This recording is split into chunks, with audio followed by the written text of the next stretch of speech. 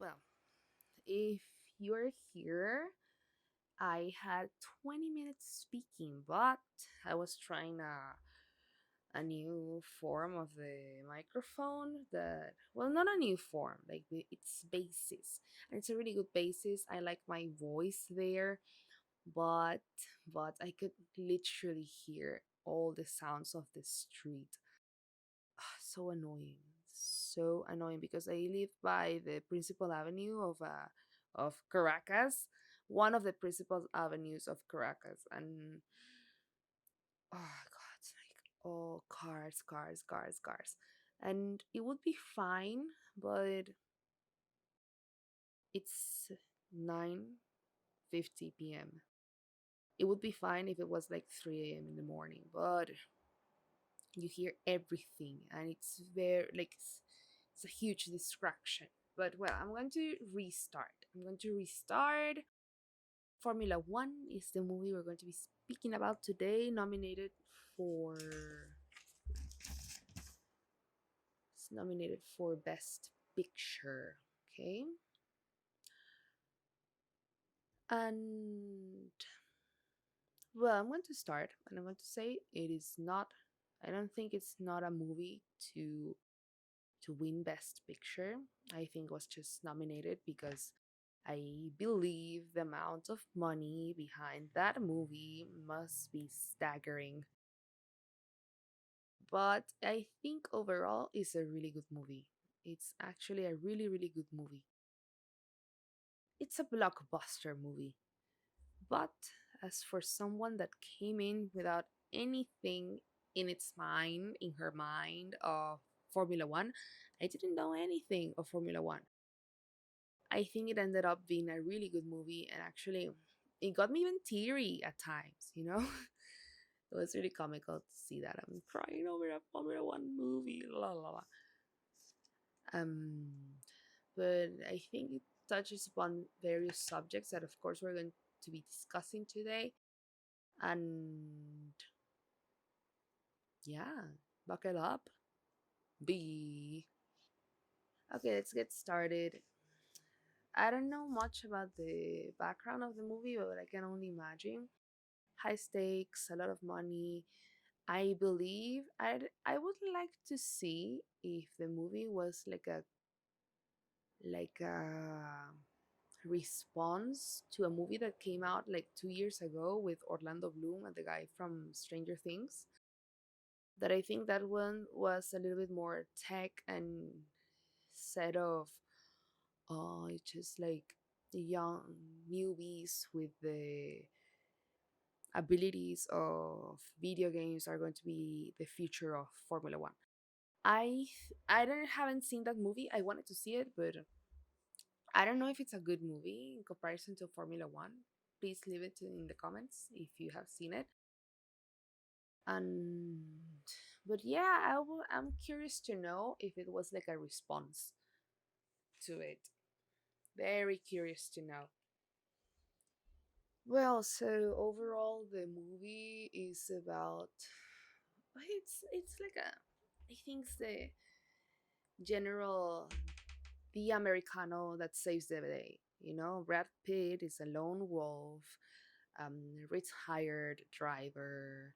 Um, he's like a he was like a old pop star, you could say, because he had a lot of failed marriages. He's a ludopath. He gambled everything, and well, it's not in a good place economically, and just drives and drives and drives and drives and drives across the United States and competing in minor car races until his former teammate, in this case Javier Bardem, comes in and proposes something that he couldn't refuse, actually. So, yeah, that's the preface of the movie. Of course, we're going to be speaking in spoilers. And as usual, I just have my notes in here, darlings. They might be scattered. I'll try to do my best, but well. Um the first thought I had was they look so hot. They look so hot. Like, I'm just a girl. Guys, I'm just a girl, okay? I'm a girl, I'm 26 years old, and they look like fine sugar daddies. Super fine. They look so beautiful there. And so handsome, very appealing. And I know Brad Pitt is questionable. I know, I understand, but he looked great. And of course, it's like maybe the typical role he excels in, which is the loner slash sexy slash cowboy kind of like role. And it was really fun that even the own movie in some quotes, you could say, in some lines, said that.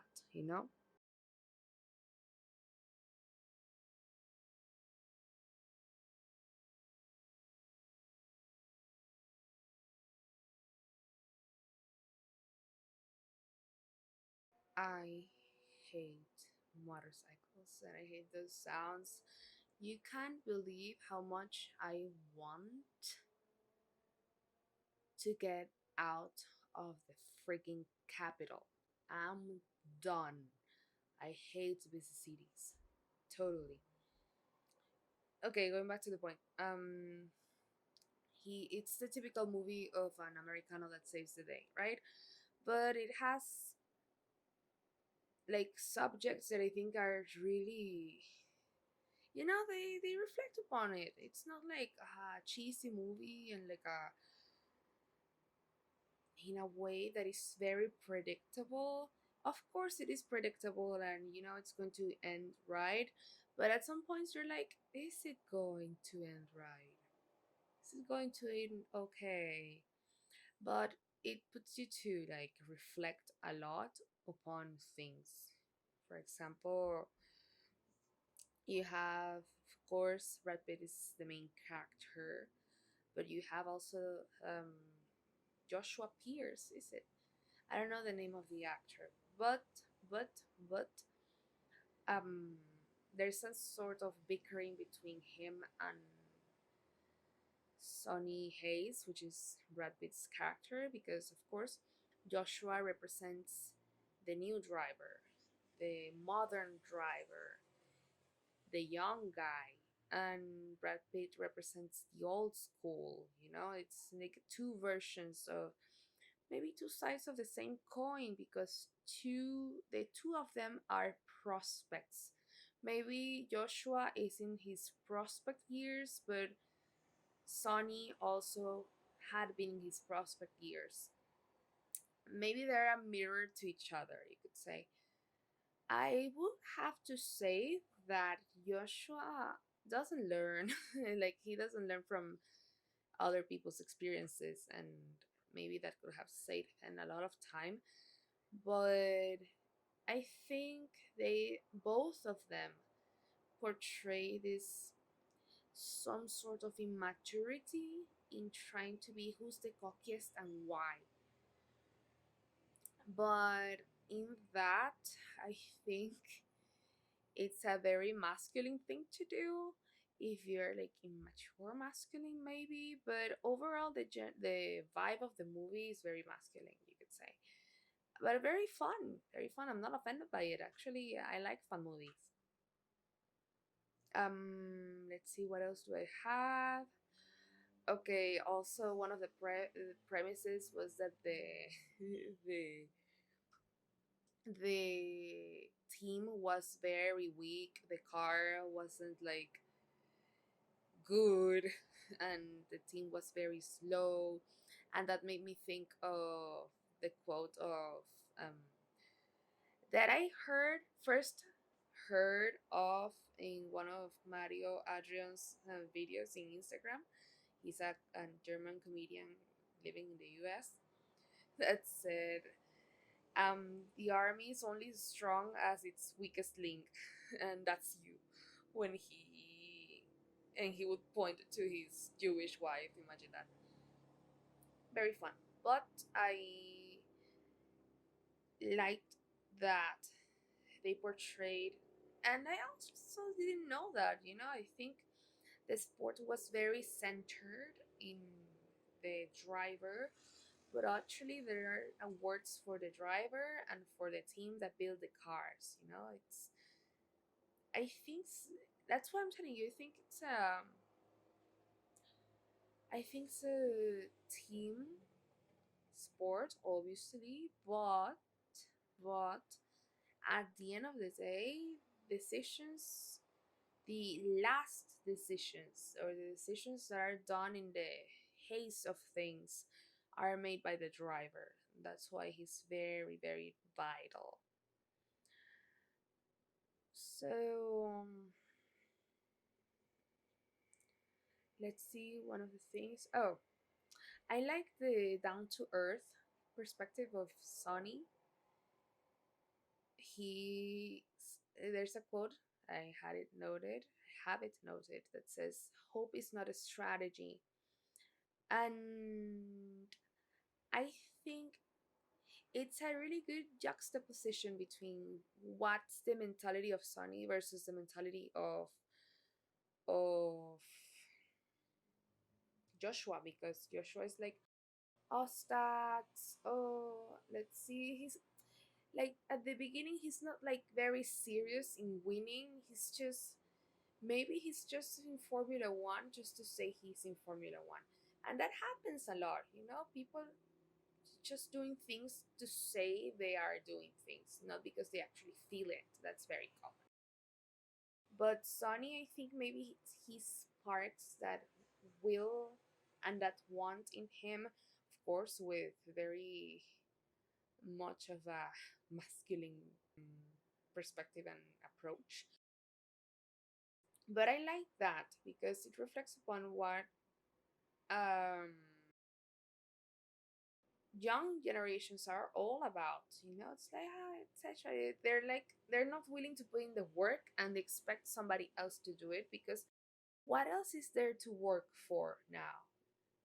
I think everything's done and everything's just consuming, and some of us create, most of others consume. So yeah,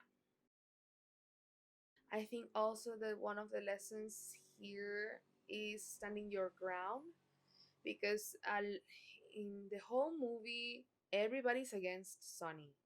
Everybody is against Sonny. But he stands his ground and he knows he's right.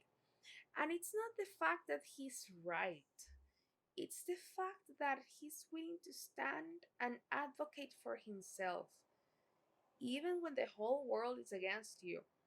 And that you're willing to gamble like you gamble, not because you're going to get a reward, but it's because it's your choice. And I think that's very important, because right now everybody gambles, but it's for winning, and winning material things, or winning something they think it's going to be of good immediate pleasure for them and commodity.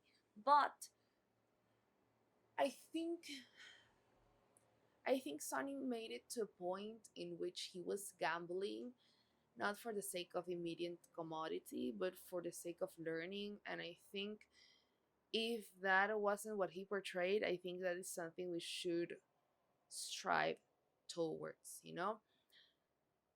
Gambling, trying, and losing. Yeah, you have to lose in your fucking life, obviously. How the hell are you supposed to learn? And life is hard. And life is going to fucking shatter you guys. It's going to fucking shatter you if you allow yourself to be shattered, because other people are like, oh, I'm going to do alcohol. I'm going to do sexy time. I'm going to do the substance kind of thing. You have to allow yourself to be shattered. And then, because that's the only way we're going to be able to grow and learn. Going back to a little bit of a reminiscing of the weapons episode, I'm an English teacher, and I have come to the realization that learning in a classroom is just controlled failure. You just put the students to try and try and try all over again for them to learn. And for them to the lowest risk to face now is maybe failing a test, but maybe to prepare them that when they fail at something they truly wanted in life, it's not as traumatic. So, yeah, if you take it like that, I think you're going to take maybe 50%, not 50%, 40%, 30%. I'm going to stick it to 30 of the pain of losing something that you wanted, or not losing, maybe not reaching that thing that you wanted. And I know a lot about that. So, yeah, I like that Sonny stands his ground, and also he knows, he's very aware of himself, because he uses the narrative that has been going on around him for weeks since he started in Formula One to take advantage of it and say, okay, today I'm going to lay low, nobody's going to expect that, and you're going to go and do your thing, Joshua.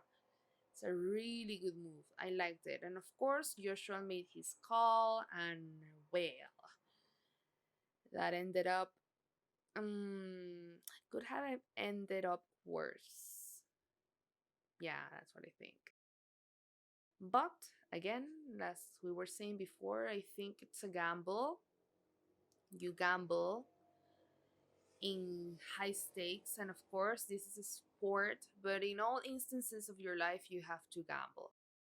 Every choice, every habit, every action, every work, every job that you get, it's going to be a gamble. You choose every day how to spend your life, and that's a gamble. And if you're not willing to stick up to the consequences, then who the fuck are you? I think that's the lesson. One of the lessons here, if not the most important, that you have to try and you have to have the grit to say, I tried and I failed. You have to take that and you have to build upon that, because that's the only way that you're going to be able to hold the moment in which you say, I tried and I won. But well, yeah, let's see what else do we have in here. Oh, also, in one of the scenes of a party, Tiesto was there, and it's like, fucking Tiesto, slay. Of course, the movie has some times that is very corny. For example, this quote of Sonny that says, "We can't if we don't try," and it's like, oh my god, oh my god. But of course, like I'm telling you, Darlis, I don't think it's going to win film of the year, best picture, but it's a really good blockbuster. Of course, I watched it at home, but with headphones, obviously. It was a really good experience. I liked it. Maybe watching it in a big screen would have been different, but I really enjoyed the experience at home. Also, one of the things, going back to the thing of owning your mistakes and all, is that you have to change your mindset. And me, as a Venezuelan, I would give the nationality of to Sonny, because he understands the concept of what it's like to vacilarse algo. Literally, él se está vacilando la vida, básicamente. O sea, he's enjoying his life. He's enjoying the Formula One thing, even at the moments of most tension, even at the moments in which he wants to rip Joshua's head out. He's enjoying it. And I think that's the goal. You have to enjoy. I think it's corny. Of course, it's going to sound corny. Oh, you have to enjoy the road and know the destination. Bleh. Well, easier said than done. But if you start, if you don't see failures as fucking catastrophic, I think you might be able, or you can get closer then to enjoying winning and also enjoying losing, because you take power away of the losing, because you don't say I am a failure. It's like, oh well, I tried and I failed, let's move on, you know. It's what Sonny tells Joshua at times. It's like, what are you smiling about? You're 10th, like get your fucking grip. But it's true, you know. It's like, but there in that specific moment, I think you have to have a balance, because okay, you have to be real and say I haven't fucking won anything. You have to be realistic about your own position, but I think also you have to celebrate your every little step. Of course, it's not like I'm going to throw a party with each step, because then what the fuck is meaning it's winning about, you know, what the fuck is winning about. But I think it's to acknowledge that you did something great, feel proud of yourself, and move on. But the thing is that, well, not maybe, we attach winning with stimuli. And in the path that I have been in my life, because, well, a little bit of Isa's lore, I have chronic migraines. I'm a chronic migraine patient, and there are a lot of things that I cannot take and I cannot eat, and a lot of things I shouldn't be exposed to. And when you are in that, I mean, for example, in a regiment of a diet, I cannot eat sugar, I cannot have alcohol, but as you may have noticed, I hate alcohol, and like even if I could, I wouldn't. I think it's a fucking waste of time. Even though when you start removing what is socially like taken as rewards, such as food and alcohol and maybe parties and music so loud, you begin questioning yourself and asking yourself, well, like, but what is enjoyment? What am I truly doing this for? Are you doing it for the praise or the feeling, the ghost feeling good? Or is it more of like a conviction kind of thing? So yeah, that's what I think. I think that's, yeah, for that point I think he's very Venecan. He's vacilándose la vaina, but you have to have that mindset of why am I doing this for? Which is something that is very recurrent in the movie, because nobody knows why Sonny is doing it. And he tells the mechanic an answer, but I think it's about, of course he says he wanted to try one last time, etc. I think that was the general idea. But I think maybe, yes, he wanted to try one last time, but I think he had already made peace with the outcome of not winning, but the satisfaction of saying, well, I tried one last time. And even if I tried one last time and failed, I fucking enjoyed this. I still love cars and I'm still going to be in a frigging car for the rest of my life. That takes a lot of a road that you have walked in life to reach to. Okay? But it's a really good conclusion.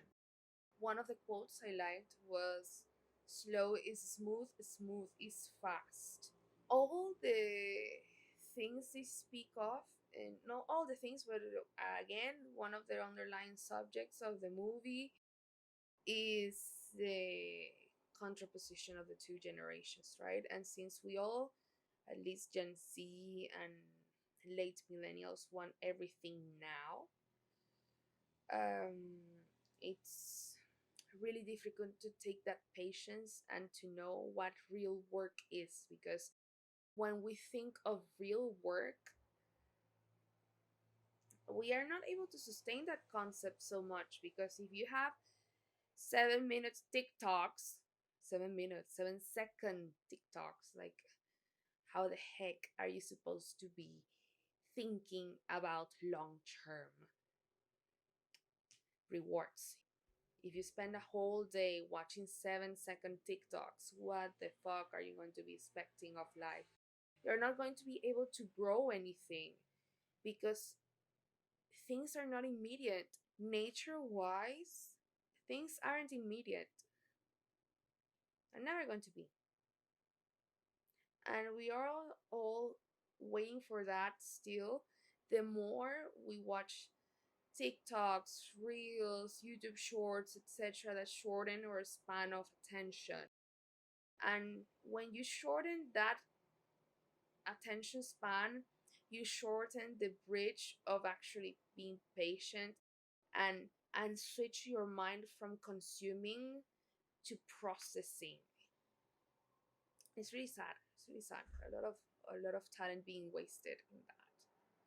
That's why I don't use TikTok. But if you discovered me through TikTok, hi, hello, I acknowledge you, I respect you, but take a break. Honestly, take a break.